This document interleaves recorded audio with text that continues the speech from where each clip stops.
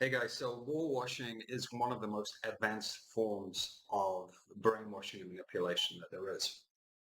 Warwashing is about creating a push, a desire, a need, a support for war.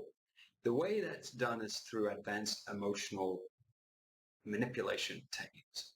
So if you think about all the wars that you've experienced in your lifetime, they are sold through the mainstream media via politicians, and they're sold in this way. This war is for freedom, for democracy. We must act now to save these people.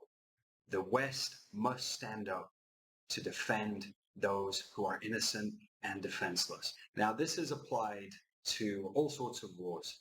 The same narrative is our very way of life and freedom and democracy is under threat. And it's pushed, pushed, pushed. So you begin to feel, oh my goodness, this is terrible. Who's threatened? I'm threatened. They're threatened. Before it was the people of Iraq. They were under a brutal dictator, Saddam Hussein.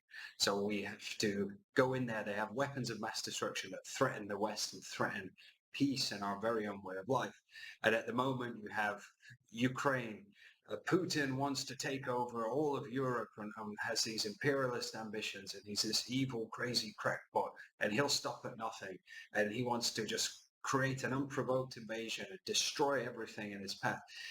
So these are very simplistic arguments. Basically, they revolve around this person's really bad.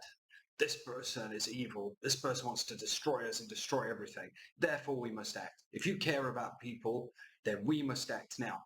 Now, this pulls on your heartstrings. It pulls on your humanity. The problem with this is it's all a lie. You have to go and research the facts for yourself. This war washing technique is used for you to wave your flag and cheer for murder and death. Murder and death that supports huge corporations in their advancement of their agendas and profit. Murder and death which supports the expansion of an empire. So you can't sell a war like that. You can't be truthful about it. Well, guys, Iraq's got a lot of oil. We don't think the regime's too stable, so we really would like to get in there and steal the oil. So is that okay with you guys? Nobody would support that. Everyone would be up in arms about it. When you realize 1 million Iraqis died to protect freedom and democracy and the state that Iraq is in today, you can see with your own eyes, forget what you're told, you see with your own eyes the evidence of warwashing. It's lies.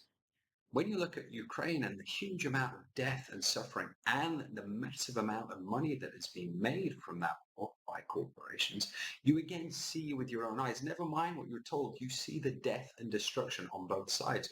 You understand that the only outcome from war is profit and power for a few while people are sent to die and kill each other. And the people do not want war. Most people don't want war. They don't want to die. They don't want to be involved in these conflicts. They want to live in peace with their families, just like you and I. So war washing is an advanced manipulation technique, and it is the most deepest form of brainwashing because it is imploring you to support murder.